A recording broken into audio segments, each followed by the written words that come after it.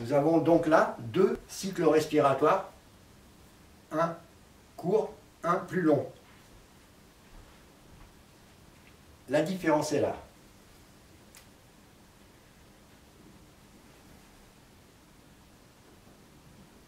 Inspire.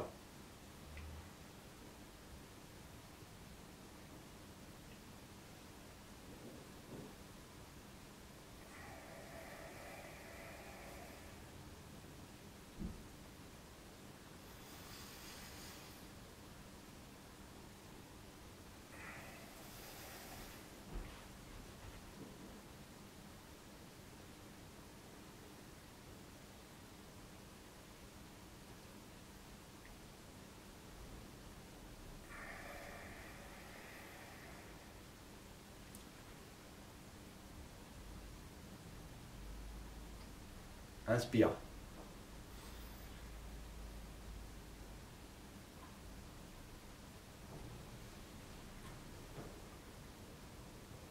Expire. Vous voyez donc que dans le premier mouvement respiratoire, nous mettons à peu près 8 secondes pour faire un cycle complet. Là, j'ai fait un cycle complet avec 6 et 4, nous sommes à 10 secondes. Je n'ai pas varié ma vitesse pour faire les mouvements. Je n'ai varié que le mouvement.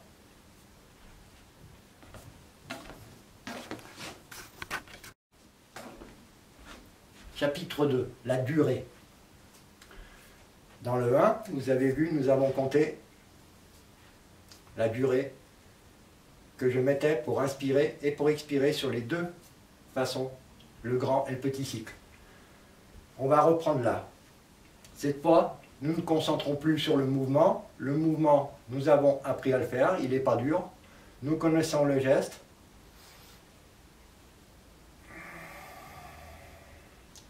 Vous voyez, on part tranquille. On vient bien droit, on écarte bien la cage thoracique, on pivote les mains simplement, on relâche les paumes là. Et on revient devant tranquille, on pousse vers le haut, et on relâche vers le bas. Le mouvement est très simple. Ça, c'est assimilé. Maintenant, nous allons regarder combien de temps on met. Alors, on a vu que je mettais dans l'exercice, pour le faire voir, 4 et 4. Dans la respiration simple. On va rester là-dessus. Nous allons regarder sur la respiration, le grand cycle. Nous voyons que je pars de là. 1, 2, 3, 4, 5, 6, 7, 8, 9, 10. Il est clair que je mets plus longtemps. Mais j'ai pris plus d'oxygène. Par contre, je n'ai pas avancé, je n'ai pas accéléré le rythme de mes gestes.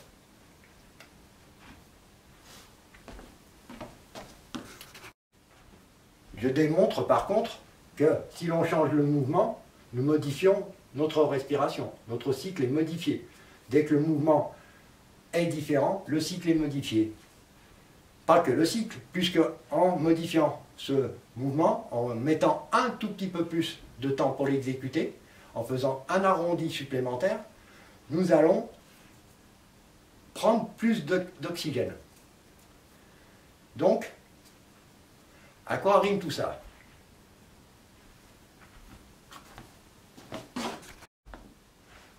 Si j'accumule plus d'oxygène, j'aurai plus d'énergie. Cela démontre aussi que donc nous avons influencé sur notre cycle respiratoire. Nous avons eu main prise sur un mouvement. Nous nous rendons compte que si nous changeons de mouvement, nous pouvons changer aussi le cycle respiratoire. C'est-à-dire qu'au lieu de faire 4 et 4, nous passons à 6, 4. Mais ce n'est qu'un petit paramètre, nous pouvons le changer. C'est là que nous pouvons interagir avec nous à l'intérieur. C'est ça le Kung Fu interne. Nous allons réguler notre respiration parce que nous apercevons que oui, suivant le geste que nous faisons, nous influençons la respiration. Suivant comment nous respirons, nous influençons nos gestes. Donc, on revient sur cette histoire de durée. Je peux mettre longtemps pour inspirer, comme je peux inspirer rapidement et expirer lentement. C'est-à-dire, on va inverser le cycle, on reprend le même mouvement, je l'exécute, sauf que je vais aller plus vite. Je pars. 4.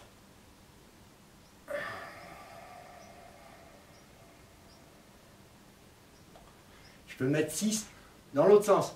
C'est-à-dire, je peux inspirer en 4 secondes et expirer en 6 aussi, avec le même mouvement. Donc on peut varier là aussi. Donc vous voyez que le même mouvement, même respiration, mais j'ai changé tous les paramètres quand même. On ne va pas s'arrêter là. C'est pour ça que je vous dis que le sujet est complexe. Pourquoi on a regardé la durée? Parce que c'est très important. Mais là, on va regarder maintenant dans le troisième paramètre, l'intensité à laquelle on respire. Si je fais un mouvement respiratoire simple, inspiration, expiration, 1, 2, 3, 4, 5, 6, 7, 8. C'est carré. 1, 2, 3, 4. Vous voyez, je n'ai pas respiré pareil. J'ai changé d'intensité, j'ai inspiré en un temps et j'ai expiré en 4 temps. Tout simplement parce que j'ai changé l'intensité de ma respiration. Donc vous avez vu que là aussi, on influe sur le mouvement et sur la respiration. Donc, c'est des paramètres que nous pouvons gérer. Quand vous allez faire tous ces exercices, au fil de la pratique, vous allez commencer à ressentir dans votre corps forcément les changements qu'il y a suivant comment on respire, suivant comment on accélère, suivant comment on ralentit. Donc, tous ces premiers exercices servent à prendre conscience que oui, nous pouvons travailler à l'intérieur, modifier notre façon de respirer qui influencera nos gestes et vice-versa. Je reviendrai sur le chapitre comme quoi, la respiration, si on est une respiration rapide, on est stressé. Si on est stressé, on perd ses moyens. Donc, très primordial, la respiration.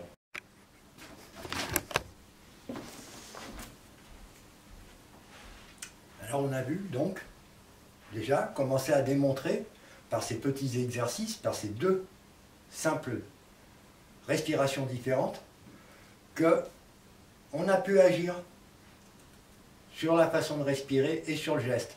C'est pas grand chose au départ, mais on a vu que quand même quelque chose se passe. Après, on a vu que,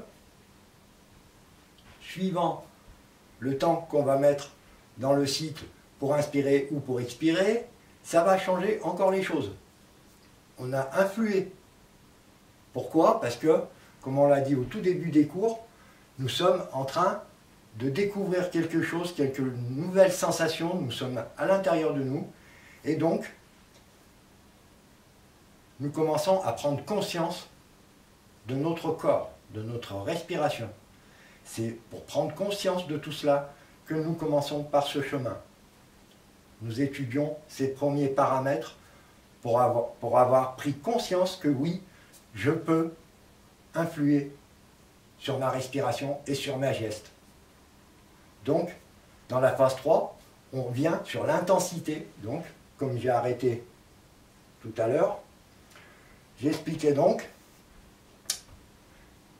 suivant comment nous allons relâcher l'air ou l'inspirer, si je relâche, il y a de l'intensité, si je relâche, il n'y en a pas. Donc, je peux faire pareil aussi en inspirant. J'ai mis de l'intensité. Vous remarquez que si je fais le geste lentement, je reprends le geste basique du départ.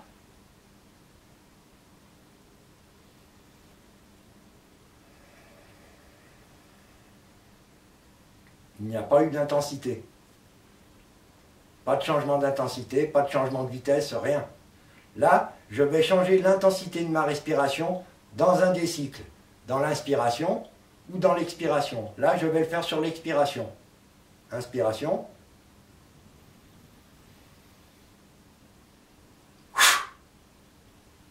Vous voyez que j'ai accéléré mon intensité de souffle, mais j'ai été obligé d'accélérer ma respiration, mais mon geste aussi s'est accéléré par le même fait. Regardez bien.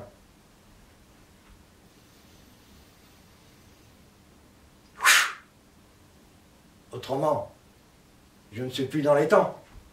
Vous voyez que je viens encore une fois d'influencer sur ma respiration, mais j'ai influencé sur mon geste.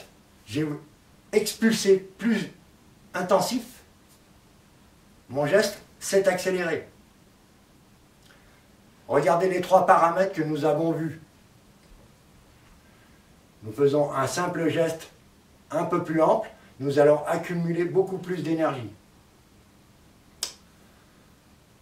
Il semble être plus long, mais si nous accélérons le rythme d'un cycle ou d'un autre, nous changeons toute la donne. Vous avez vu que suivant les paramètres, ça influence beaucoup. Et nous sommes qu'au début d'une découverte interne sur la possibilité de la respiration. C'est un grand chemin, c'est pour ça qu'il faut très bien comprendre du départ.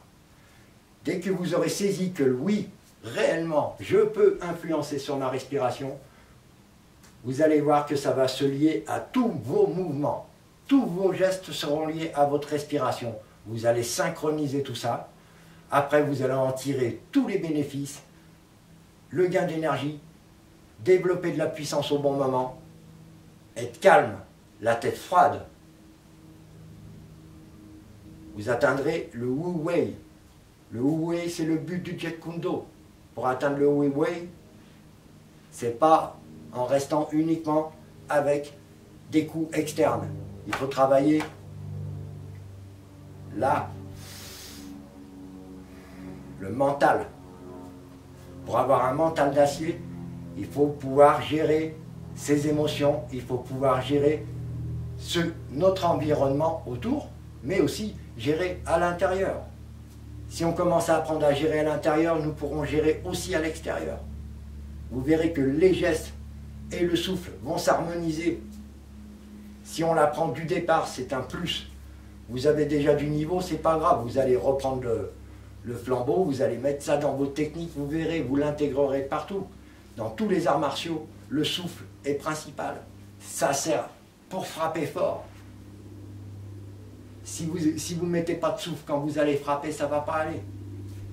L'énergie, elle est là. On va pouvoir apprendre à la stocker, à la gérer, à être calme, la tête froide, à récupérer vite, à faire baisser rapidement leur rythme cardiaque. Voilà.